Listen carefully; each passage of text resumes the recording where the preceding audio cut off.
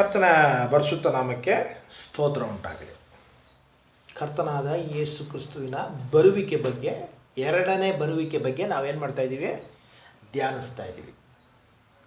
ಕೊನೆಯ ವಾರದಲ್ಲಿ ಕರ್ತನ ಬರುವಿಕೆ ಸಮಯದಲ್ಲಿ, ಎರಡನೇ ಬರುವಿಕೆ ಸಮಯದಲ್ಲಿ ಅರ್ಮಗಡನ್ ಅಂತ ಒಂದು ಯುದ್ಧ ನಡೆಯುತ್ತೆ ಅಂತ ನಾನು ನಿಮಗೇನು ಮಾಡಿದ್ದೆ?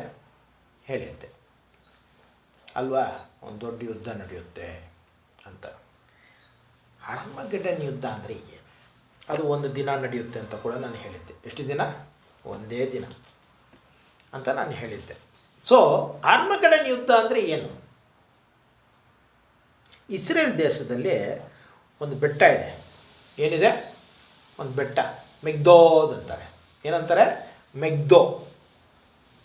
ಈ ಮೆಗ್ದೋ ಅನ್ನೋ ಜಾಗಕ್ಕೆ ಏನು ಅರ್ಥ ಅಂತ ನೋಡಿದ್ರೆ, ಪ್ಲೇಸ್ ಆಫ್ ಟ್ರೂಪ್ಸ್, ಸೈನ್ಯಗಳ ಜಾಗ. Place of troops.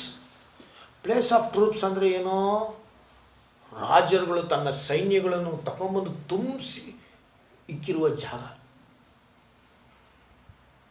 ಹಲ್ಲೆಲೂಯಾ. ಈ ಸ್ಥಳದಲ್ಲೇ ಏನು ನಡೀಲಿಕ್ಕಿದೆ?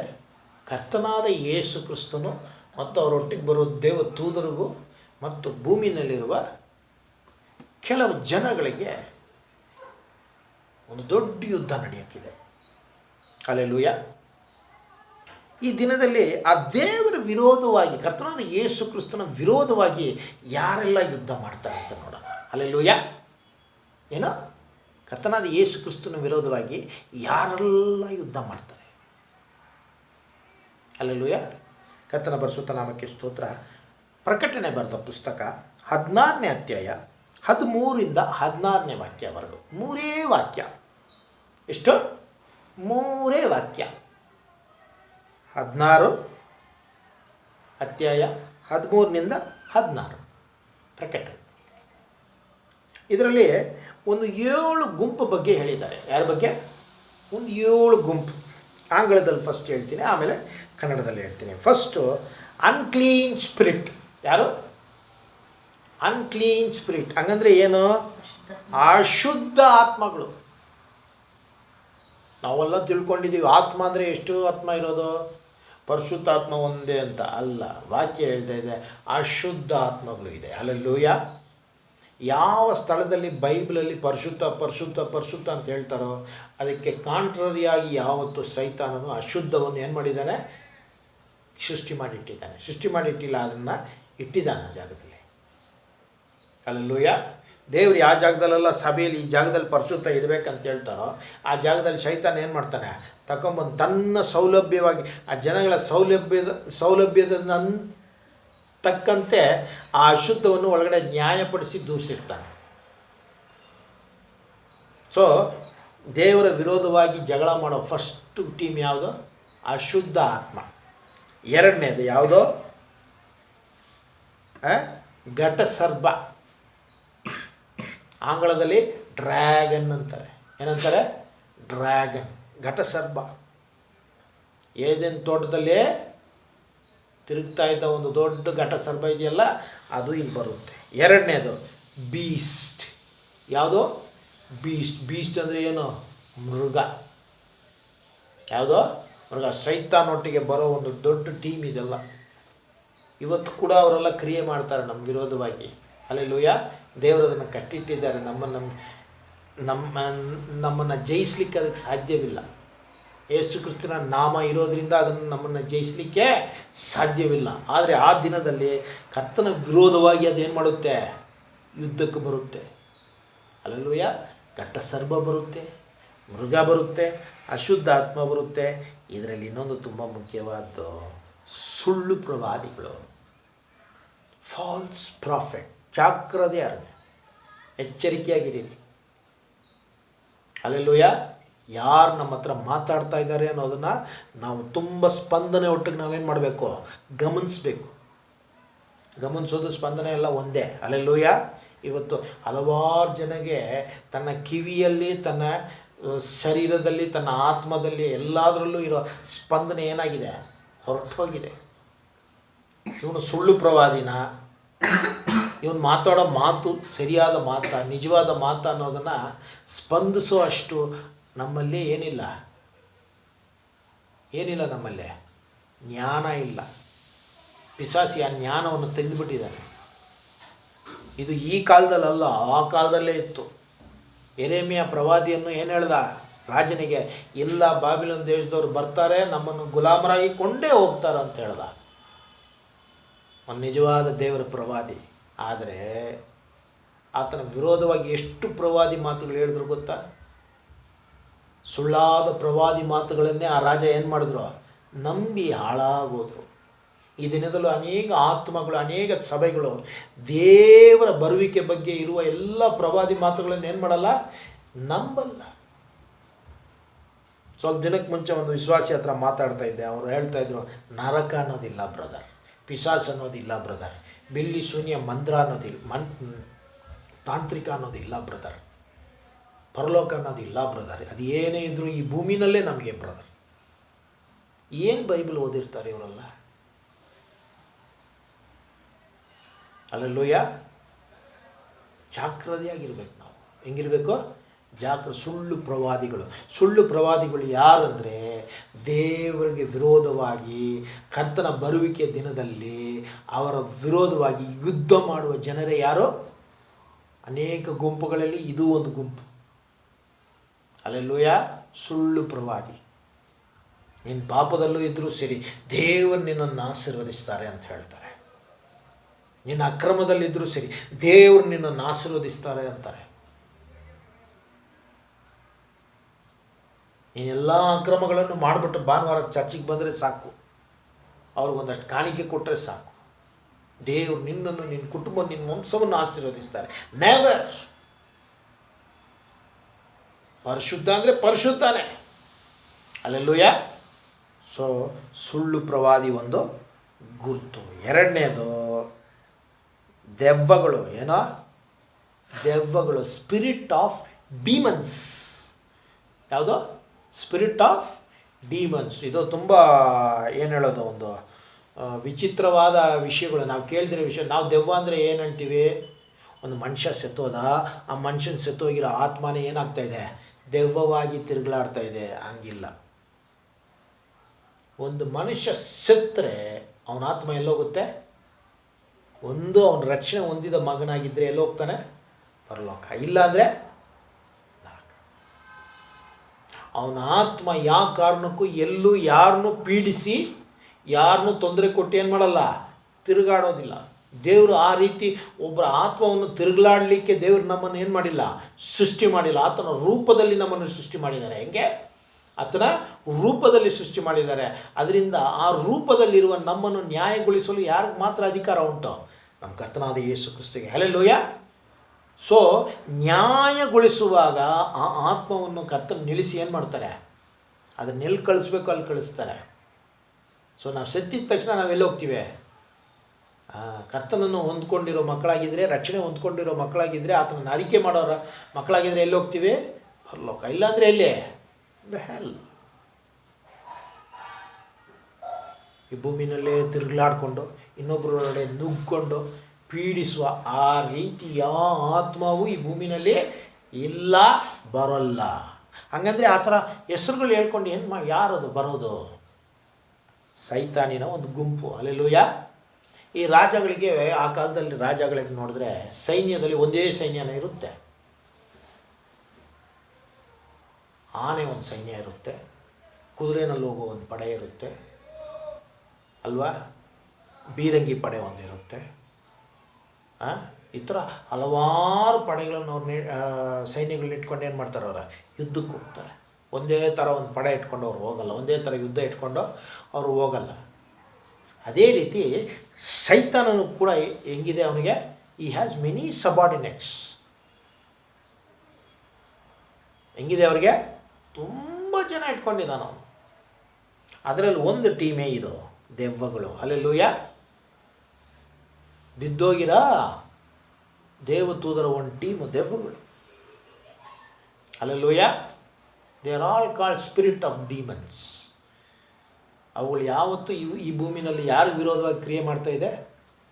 ದೇವರ ಮಕ್ಕಳಿಗೆ ವಿರೋಧವಾಗಿ, ದೇವರ ಸಭೆಗೆ ವಿರೋಧವಾಗಿ, ದೇವರ ಆತ್ಮ ವಿರೋಧವಾಗಿ, ದೇವರ ಸೇವಕರ ವಿರೋಧವಾಗಿ, ದೇವರ ರಾಜ್ಯ ಕಟ್ಟುವುದ ವಿರೋಧವಾಗಿ ಅದನ್ನ ಯಾವತ್ತೂ ಏನು ಮಾಡ್ತಾ ಇದ್ದಾರೆ? ಕ್ರಿಯೆ ಮಾಡ್ತಾನೆ ಇದ್ದಾರೆ. ಅಯ್ಯೋ, ನನ್ನ ಮಾವ ಬಂದಿದ್ರು, ಆತ್ಮ ಹಂಗೇ ಮಾತಾಡ್ತು, ಏನು ನಡೀತು? ಅಯ್ಯೋ, ಮಾವ ಎಲ್ಲಿದ್ದಾನೆ? ರಕ್ಷಣೆ ಹೊಂದಿದ್ರೆ ಖಂಡಿತ ಹೇಳ್ತೀನಿ, ಎಲ್ಲಿರ್ತಾನೆ ಮಾವ? ಪರಲೋಕದಲ್ಲಿ ಇರ್ತಾನೆ. ರಕ್ಷಣೆ ಹೊಂದಿಲ್ಲ ಅಂದರೆ ಅವನು ಎಲ್ಲಿರ್ತಾನೆ? ಖಂಡಿತ ನರಕದಲ್ಲಿರ್ತಾನೆ. ಅದು ಯಾವ ಮಾವ ಇದ್ರೂ ಸರಿ. ನೀನು ಹೋಗಿ ಗುರಿ ಕೇಳಿದ್ರು ಸರಿ, ಏನು ಕೇಳಿದ್ರು ಸರಿ, ಆತನ ಏನು ಮಾಡಲ್ಲ, ನಿನ್ನೊಟ್ಟಿಗೆ ಬಂದು ಮಾತಾಡ್ಲಿಕ್ಕಾಗಲ್ಲ. ನಿನ್ನೊಟ್ಟಿಗೆ ಮಾತಾಡಲಿಕ್ಕೆ ಬೇರೆ ಇಬ್ಬರ ಹತ್ರ ಮಾತ್ರ ಚಾಯ್ಸ್ ಇದೆ. ಹಲ್ಲೆಲೂಯಾ. ನಿನ್ನನ್ನು ಸೃಷ್ಟಿ ಮಾಡಿದ ಸೃಷ್ಟಿಕರ್ತನ ಒಂದು, ಇನ್ನೊಂದು ಯಾವುದೋ ನಿನ್ನನ್ನು ಕೊಲ್ಲಲು, ಅಳಿಸಲು, ನಿನ್ನ ಜೀವವನ್ನು ತೆಗೆಯಲು ಯಾವತ್ತೂ ತಿರುಗ್ತಾ ಇರುವ ಸೈತಾನ. ಈ ಇಬ್ಬರು ಶಬ್ದ ಮಾತ್ರ ನಿನ್ನ ಕಿವಿನಲ್ಲಿ ಯಾವತ್ತೂ ಬೀಳ್ತಾನೇ ಇರುತ್ತೆ. ನಾವೇನು ಮಾಡಬೇಕು? ನಮಗೆ ಜೀವ ಕೊಡುವ, ನಮಗೆ ಬಲವನ್ನು ಕೊಡುವ, ನಮಗೆ ಆಶೀರ್ವಾದವನ್ನು ಕೊಡುವ ಆ ಶಬ್ದಕ್ಕೆ ನಾವೇನು ಮಾಡಬೇಕು? ಕಿವಿಯನ್ನು ಕೊಡಬೇಕು. ಹಲ್ಲೆಲೂಯಾ. ಕರ್ತನಾದ ಯೇಸು ಕ್ರಿಸ್ತ ಸಿಲುವೆಯಲ್ಲಿ ಇರುವಾಗ ಇಬ್ಬರು ಕಳ್ಳರು ಇದ್ದರು, ಇಬ್ಬರಿಗೂ ಒಳ್ಳೆ ಚಾನ್ಸು. ಆದರೆ ಒಬ್ಬನ ಮಾತ್ರ ಆ ಚಾನ್ಸನ್ನು ಏನು ಮಾಡ್ದ? ಉಪಯೋಗಿಸ್ಕೊಂಡ. ಇನ್ನೊಬ್ಬನ ಏನು ಮಾಡ್ದ? ಬಿಟ್ಬಿಟ್ಟ. ಹಲ್ಲೆಲೂಯಾ. ಈ ದಿನದಲ್ಲಿ ಈ ದೆವ್ವಗಳನ್ನು ತುಂಬ ಅನೇಕ ವಿಶ್ವಾಸಿಗಳನ್ನು, ಅನೇಕ ಸಭೆಗಳಲ್ಲಿರೋ ಆತ್ಮಗಳನ್ನು ಏನು ಮಾಡ್ತಾನೆ? ದಾರಿ ತಪ್ಪಿಸ್ತಾ ಇದ್ದಾನೆ. ಜಾಗ್ರತೆಯಾಗಿರಿ. ಇದೆಲ್ಲ ಸೈತಾನಿನ ಒಂದು ಗುಂಪು. ಕೊನೆಯದಾಗಿ ಭೂಲೋಕದ ರಾಜ್ಯರು, ದ ಕಿಂಗ್ಸ್ ಆಫ್ ಎರ್ತ್. ಭೂಲೋಕದ ರಾಜ್ಯರಂದರೆ ಯಾರು?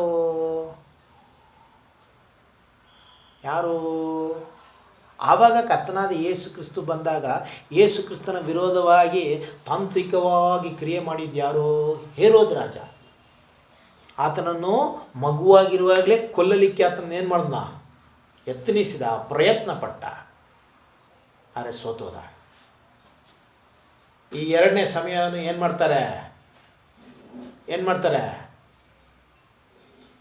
ಈ ರಾಜಗಳು ಸೇರಿಕೊಂಡು, ಯಾವ್ಯಾವ ರಾಜ ಅನ್ನೋದನ್ನು ನಾನು ಬರೋವರ ಹೇಳ್ತೀನಿ. ಒಟ್ಟಲ್ಲಿ ಭೂಮಿಯ ರಾಜ್ಯಗಳು ಹಲ್ಲೆಲೂಯಾ ಸೇರ್ಕೊತಾರೆ. ಕರ್ತನಾದ ಯೇಸು ಕ್ರಿಸ್ತನ ವಿರೋಧವಾಗಿ ಯುದ್ಧವನ್ನು ಮಾಡಲು ಹೊರಡ್ತಾರೆ. ಹಲ್ಲೆಲೂಯಾ. ಗೆಲ್ಲಲಿಕ್ಕೆ ಸಾಧ್ಯನಾ? ನೆವರ್. ಈ ಯುದ್ಧ ಎಷ್ಟು ದಿನ ಇರುತ್ತೆ? ಒಂದೇ ದಿನ. ಹಲ್ಲೆಲೂಯಾ. ಅವ್ರು ಎಷ್ಟೇ ಸಂಘರ್ಷ ಮಾಡಿ ಬರಲಿ, ಅವರು ಭೂಮಿನಲ್ಲಿ ಚರಿತ್ರದಲ್ಲಿ ಬರೆದಿದೆ. ವರ್ಲ್ಡ್ ವಾರಲ್ಲಿ ನಡೆದಿದ್ದ ಸಂಘರ್ಷಣ, ವರ್ಲ್ಡ್ ವಾರ್ 2ನಲ್ಲಿ ನಡೆದಿದ್ದ ಸಂಘರ್ಷಣ ಅಲ್ಲ, ಬಹಳ ಮೋಸ ಅಂತ ಹೇಳ್ತಾರೆ. There was very very very very great conflicts. ಅರೆ brother and my dear sisters, ಈ ಅರ್ಮಗದನ್ ಯುದ್ಧನಲ್ಲಿರುವ ಕಾನ್ಫ್ಲಿಕ್ಟ್ ಇದೆ ನೋಡಿ, ಅದು ಬಹಳ ಬಹಳ ವಿಪರೀತವಾಗಿರುತ್ತೆ. ಹಲ್ಲೆಲೂಯಾ. ಹೆಂಗಿರುತ್ತೆ? ಬಹಳ ವಿಪರೀತವಾಗಿರುತ್ತೆ. ಒಂದನೇ ಮಹಾಯುದ್ಧ, ಎರಡನೇ ಮಹಾಯುದ್ಧ ಅಲ್ಲ, ಈ ಅರ್ಮಗದನ್ ಯುದ್ಧ ಇದೆ ನೋಡಿ, ಅದು ಬಹಳ ಮೋಸವಾಗಿರುತ್ತೆ. ಹಲ್ಲೆಲೂಯಾ.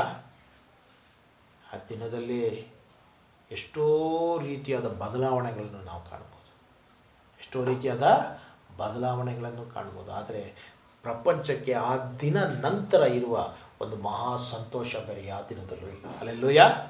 ಅದರ ನಂತರ, ಆ ಯುದ್ಧ ಗೆದ್ದಿದ ನಂತರ ಇರೋ ಒಂದೇ ಒಂದು ರಾಜ ಯಾರು? ಕರ್ತನಾದ ಯೇಸು ಕ್ರಿಸ್ತು. ಭೂಮಿನಲ್ಲಿ ಇರುವ ಒಂದೇ ಒಂದು ರಾಜ್ಯ ಅವಾಗ ಯಾವುದು? ಕರ್ತನಾದ ಯೇಸು ಕ್ರಿಸ್ತು. ಸಮಾಧಾನದ ರಾಜ್ಯ, ಸಂತೋಷದಿಂದ ತುಂಬಿ ಅರಳುವ ರಾಜ್ಯ, ಎಲ್ಲಿ ನೋಡು ಸುಖ ಸಂತೋಷ. ಹಲ್ಲೆಲೂಯಾ. ಸೊ ಕರ್ತನಾದ ಯೇಸು ಕ್ರಿಸ್ತು ಬರುವಾಗ ಈ ಅರ್ಮಗಡನ್ ಯುದ್ಧ ಅಂದರೆ ಏನು? ಯುದ್ಧ ಅಂದರೆ ಏನು? ಇವಾಗ ನಡೀತಾ ಇರೋದು ಅರ್ಮಗಡನ್ ಯುದ್ಧ ಅಲ್ಲವೇ ಅಲ್ಲ. ಅರ್ಮಗಡನ್ ಯುದ್ಧ ನಡೀತಾ ಇರುವಾಗ ಕರ್ತನಾದ ಯೇಸು ಕ್ರಿಸ್ತನೇ ಯುದ್ಧ ಮಾಡೋದು. ಅದರಲ್ಲಿ ಆತನೊಟ್ಟಿಗಿರುವ ಸೈನ್ಯ ಯುದ್ಧ ಮಾಡುತ್ತೆ. ಹಲ್ಲೆಲೂಯಾ. ಆ ಸಮಯದಲ್ಲಿ ಸಭೆಯಾಗಿರುವ ನೀನು ನಾನು ಎಲ್ಲಿರಲ್ಲ? ಈ ಯುದ್ಧದಲ್ಲಿ ಪಾಲ್ಗೊಳ್ಳಲ್ಲ. ಹಲ್ಲೆಲೂಯಾ. ದೇವರೊಟ್ಟಿಗೆ ನಿಂತಿರ್ತೀವಿ. ನಾವು ಎಲ್ಲಿ ನಿಂತಿರ್ತೀವಿ? ದೇವರೊಟ್ಟಿಗೆ ನಿಂತಿರ್ತೀವಿ. ಈ ಭೂಮಿನಲ್ಲ. ಹಲ್ಲೆಲೂಯಾ. ಒಂದು ವೇಳೆ ಬ್ರದರ್ ನಾನು ಅರ್ಮಗದನ್ ಯುದ್ಧ ನಡೆಯುವಾಗ ನಾನು ಈ ಭೂಮಿನಲ್ಲೇ ಇರ್ತೀನಿ ಅಂತ ಹೇಳಿದ್ರೆ ರಹಸ್ಯ ಬರುವಿಕೆಯಲ್ಲಿ ನೀನೇನಾಗಿದೆಯಾ? ಕೈ ಬಿಡಲ್ಪಟ್ಟಿದೆಯಾ ಅಂತ ಅರ್ಥ. ಹಲ್ಲೆಲೂಯಾ. ಯಾಕಂದರೆ ಇದೆಲ್ಲ ನಡೆಯೋಕ್ಕೆ ಮುಂಚೆ ಯಾವುದು ಇರಬಾರ್ದು ಈ ಭೂಮಿನಲ್ಲಿ? ಸಭೆ ಇರಬಾರ್ದು. ಯಾವುದು ಇರಬಾರ್ದು? ಸಭೆ ಇರಬಾರ್ದು. ಸಭೆ ಅಂದರೆ ಯಾರು? ನಾವೇ. ಕರ್ತನಾದ ಯೇಸು ಕ್ರಿಸ್ತುವನ್ನು ಹೊಂದಿಕೊಂಡಿರುವ ಮಕ್ಕಳೇ ನಾವೇ ಸಭೆ, ನಾವೇ ಚರ್ಚು. ಹಲ್ಲೆಲೂಯಾ. ಅದರ ಬಗ್ಗೆನೂ ನಾನು ಹೇಳ್ತೀನಿ. ಅದು ರಹಸ್ಯ ಬರುವಿಕೆ, ಅದ್ರ ಬಗ್ಗೆನೂ ನಾನು ಹೇಳ್ತೀನಿ. ಹಲ್ಲೆಲೂಯಾ. ಸೊ ಅರ್ಮಗಡನ್ ಯುದ್ಧ ಅಂದರೆ ಏನೋ? ಸೈತಾನಿಗೆ ವಿರೋಧವಾಗಿ ಕರ್ತನಾದ ಯೇಸು ಕ್ರಿಸ್ತನು ಯುದ್ಧ ಮಾಡಿ ಆತನನ್ನು ಬಂಧಿಸುವುದೇ. ಈ ಭೂಮಿಯಿಂದ ಆತನಿಗೆ ಭೂಮಿಗೆ ಆತನಿಂದ ಒಂದು ಬಿಡುಗಡೆಯನ್ನು ಕೊಡಿಸುವುದೇ ಅರ್ಮಗಡನ್ ಯುದ್ಧ. ಹಲ್ಲೆಲೂಯಾ. ಕರ್ತನ ಪರಿಶುದ್ಧ ನಾಮಕ್ಕೆ ಸ್ತೋತ್ರ. ಇದರಲ್ಲಿ ತುಂಬ ಮುಖ್ಯವಾದ ಒಂದು ವಿಚಾರ ಏನಂದರೆ 14ನೇ ವಾಕ್ಯ ಅನಿಸ್ತದೆ, 14-15ನೇ ವಾಕ್ಯ. ಅದರಲ್ಲಿ ಹೇಳ್ತಾ ಇದೆ, ಕರ್ತನು ನಿನ್ನ ವಸ್ತ್ರವನ್ನು ಏನು ಮಾಡೋ? ಸಭೆಗೆ ಹೇಳುವ ಒಂದು ಮುಖ್ಯವಾದ ಒಂದು ವಾಕ್ಯ ಅದು. ಹಲ್ಲೆಲೂಯಾ. ಏನು ವಾಕ್ಯ ಅದು? 15ನೇ ವಾಕ್ಯ ಹೇಳ್ತಾ ಇದ್ದಾರೆ, ಏನು ಮಾಡು? ನಿನ್ನ ವಸ್ತ್ರವನ್ನು ಕಾಪಾಡ್ಕೊ. ನೀನು ಕೊಟ್ಟಿರೋ ವಸ್ತ್ರವನ್ನು ನೀನೇನು ಮಾಡೋ? ಕಾಪಾಡ್ಕೊ. ಇದನ್ನ ಯಾರ ಬಗ್ಗೆ ಹೇಳ್ತಾ ಇದ್ದಾರೆ? ಯಾರಿಗೆ ಹೇಳ್ತಾ ಇದ್ದಾರೆ? ಇವಾಗ ಸಭೆಗೆ ಹೇಳ್ತಾ ಇದ್ದಾರೆ. ಯಾಕೆ? ಕೊಟ್ಟಿರುವ ವಸ್ತ್ರವನ್ನು ಕಾಪಾಡಿಕೊಂಡ್ರೆ, ಆ ವಸ್ತ್ರ ಬಿಳಿಗಿದ್ದರೆ, ಯಾವೊಂದು ಕೊಳಸು ಆಗದೆ ನಮ್ಗೆ ಕಾಪಾಡ್ಕೊಂಡು ಹೋದರೆ ಪರಲೋಕ ರಾಜ್ಯಕ್ಕೆ ನಾವು ಎಲ್ಲಿರೋಲ್ಲ? ಗೋಳಾಟದಲ್ಲಿರಲ್ಲ. ಹಲ್ಲೆಲೂಯಾ. 7 ವರ್ಷದ ಉಪದ್ರ ಕಾಲದಲ್ಲಿ ನಾವೇನು ಮಾಡಲ್ಲ? ಇರಲ್ಲ. ಹಲ್ಲೆಲೂಯಾ. ಕರ್ತನ ಪರಿಶುದ್ಧ ನಾಮಕ್ಕೆ ಸ್ತೋತ್ರ ಉಂಟಾಗಲಿ. ಯಾವತ್ತೂ ನಾವೇನು ಮಾಡಬೇಕು? ದೇವರು ಕೊಟ್ಟಿರೋ ರಕ್ಷಣೆಯನ್ನು ನಾವು ಕಾಪಾಡ್ಕೋಬೇಕು. ಬಿಳಿ ವಸ್ತ್ರ ಅಂದರೆ ಏನು? ವೈಟ್ ಶರ್ಟ್ ವೈಟ್ ಪ್ಯಾಂಟ್ ಹಾಕ್ಕೊಂಡ್ರೆ ಬಿಳಿ ವಸ್ತ್ರನ? ಅಂಥ ಬಿಳಿ ವಸ್ತ್ರ ಎಷ್ಟು ಬೇಕು ಸಿಗ್ತದೆ ಭೂಮಿನಲ್ಲಿ. ಹಲ್ಲೆಲೂಯಾ. ಅಲ್ವಾ? ಈ ಭೂಮಿನಲ್ಲಿರೋ ಟೆಕ್ನಾಲಜಿ ಬಿಟ್ಟರೆ ಸ್ವಾಮಿನೇ ಏನು ಮಾಡ್ತಾರೆ? ಓವರ್ಟೇಕ್ ಮಾಡ್ತಾರೆ ಬಿಳಿ ಬಟ್ಟೆನಲ್ಲಿ. ಆದರೆ ಆ ಬಟ್ಟೆ ಅಲ್ಲ. ಹಲ್ಲೆಲೂಯಾ. ಉಡುಪು ಅಂದಿದ ತಕ್ಷಣ, ಬಿಳಿ ಬಟ್ಟೆ ಅಂದಿದ ತಕ್ಷಣ ಅಂಗಡಿನಲ್ಲಿ ಹೋಗಿ ಒಂದು ಬಿಳಿ ಬಟ್ಟೆ ಬಿಳಿ ಶರ್ಟ್ ಹಾಕೊಳ್ಳೋಣ ಅನ್ನೋದಾ? ನೋ. ಆ ಬಿಳಿ ಬಟ್ಟೆ ಅನ್ನೋದು ಯಾವುದೋ? ದೇವರು ನಮಗೆ ಕೊಟ್ಟಿರುವ ರಕ್ಷಣೆ, ರಕ್ಷಿಪ್. ಅದರಲ್ಲಿ ಯಾವ ಒಂದು ಕೊರತೆ ಇರಬಾರ್ದು. ಹಲ್ಲೆಲೂಯಾ. ಮನುಷ್ಯನ 1000 ಇರಲಿ, ನಮಗೆ ಕೊರತೆ ಇದೆ ಅಂತ ಯಾರು ಹೇಳ್ಬಾರ್ದು? ಮನುಷ್ಯನೇ, ದೇವರು ಹೇಳ್ಬಾರ್ದು. ನಿನ್ನ ಬಟ್ಟೆನಲ್ಲಿ ಕೊರೆ ಇದೆ, ನಿನ್ನ ಬಟ್ಟೆನಲ್ಲಿ ಕೊಲಸಿದೆ ಅಂತ ಯಾರು ಹೇಳ್ಬಾರ್ದು? ಕರ್ತನಾದ ಯೇಸು ಕ್ರಿಸ್ತ ಹೇಳ್ಬಾರ್ದು. ಹಲ್ಲೆಲೂಯಾ. ಸೊ ಈ ದಿನದಲ್ಲಿ ನಮ್ಮ ಬಟ್ಟೆನಲ್ಲಿ ಯಾವುದಾದ್ರೂ ಒಂದು ಕೊಲಸಿದ್ದರೆ, ದೇವರಿಗೆ ಪ್ರಿಯ ಇಲ್ಲದ ಒಂದು ವಿಷಯ ಇದ್ದರೆ, ಈ ದಿನದಲ್ಲಿ ದೇವರ ಸಮ್ಮುಖದಲ್ಲಿ ನಾವೇನು ಮಾಡೋಣ? ಅರಿಕೆ ಮಾಡೋಣ. ದೇವರೇ, ನನ್ನ ವಸ್ತ್ರವನ್ನು ಕಾಪಾಡಿಕೊಳ್ಳಲು, ನೀವು ಕೊಟ್ಟಿರೋ ಆ ಬಿಳಿ ವಸ್ತ್ರವನ್ನು ಬಿಳಿಯಾಗಿ ನಾವು ಕಾಪಾಡಿಕೊಳ್ಳಲು ನಮಗೆ ಕೃಪೆ ನೀಡಿ ಸ್ವಾಮಿ, ದಯ ನೀಡಿ ಸ್ವಾಮಿ. ಹಲ್ಲೆಲೂಯಾ. ಆವಾಗಲೇ ನಿಮ್ಮ ಬರುವಿಕೆಯಲ್ಲಿ ನಮಗೇನು ಸಿಗುತ್ತೆ? ಅವರ ರಾಜ್ಯ. ಹಲ್ಲೆಲೂಯಾ. ನಮಗೆ ಅವ್ರ ಪಕ್ಕದಲ್ಲಿ ಒಂದು ಸಿಂಹಾಸನ. ಹಲ್ಲೆಲೂಯಾ. ಪರಲೋಕ ರಾಜ್ಯ ಒಳಗೆ ನಮಗೊಂದು ಅರಣ್ಮನೆ. ಹಲ್ಲೆಲೂಯಾ. ಕರ್ತನ ಪರಿಶುದ್ಧ ನಾಮಕ್ಕೆ ಸ್ತೋತ್ರ. ಕಣ್ಗಳನ್ನು ಮುಚ್ಚಿ ಪ್ರಾರ್ಥನೆ ಮಾಡೋಣ. ಕೃಪೆ ತುಂಬಿರುವ ನಮ್ಮ ಪರಲೋಕ ತಂದೆಯೇ, ಈ ಒಳ್ಳೆ ದಿನಕ್ಕಾಗಿ ಸ್ತೋತ್ರ. ನಿಮ್ಮ ಬರುವಿಕೆ ಬಗ್ಗೆ ನಾವು ಧ್ಯಾನಿಸ್ತಾ ಇದ್ದೀವಿ ಸ್ವಾಮಿ. ಅಪ್ಪನೇ, ನಮ್ಮ ವಸ್ತ್ರಗಳನ್ನು ನಾವು ಕಾಪಾಡಿಕೊಳ್ಳಲು ನಮಗೆ ಕೃಪೆ ನೀಡುವಪ್ಪ. ಯಾವ ವಿಧವಾದ ಕೊಲಸುಗಳ ನಮ್ಮ ಬಟ್ಟೆಯನ್ನು ಕೊಳೆ ಮಾಡದಂತೆ ದೇವರೇ ಪರಿಶುದ್ಧವಾಗಿ ನಮ್ಮನ್ನು ಕಾಪಾಡಿಕೊಳ್ಳಲು ನಮಗೆ ಕೃಪೆ ನೀಡುವಂತೆ ಪ್ರಾರ್ಥಿಸ್ತೀನಿ ತಂದೆ. ದೇವರು, ನೀವು ಮಹಿಮೆಯಾದ ದೇವರು ಸ್ವಾಮಿ, ಕೃಪೆ ತುಂಬಿರುವ ದೇವರು ಸ್ವಾಮಿ. ಎಷ್ಟೋ ಜನರು ಈ ಭೂಮಿನಲ್ಲಿ ಆ ಕೃಪೆ ಸಿಗದೇ ತಿರುಗಲಾಡ್ತಾರೆ ಸ್ವಾಮಿ, ಅಲೆದಾಡ್ತಾ ಇದ್ದಾರೆ ಸ್ವಾಮಿ. ದಯ ತೋರಿಸುವಂತೆ ಪ್ರಾರ್ಥಿಸ್ತೀನಿ ತಂದೆ. ನಿಮ್ಮ ರಾಜ್ಯವನ್ನು ಕಟ್ಟುವ ಸಭೆಯಾಗಿ ಅನೇಕ ಆತ್ಮಗಳನ್ನು ನಿಮ್ಮ ರಾಜ್ಯಕ್ಕಾಗಿ ಸೇರಿಸುವಂತೆ ಕೃಪೆ ನೀಡುವಂತೆ ಪ್ರಾರ್ಥಿಸ್ತೀನಿ ತಂದೆ.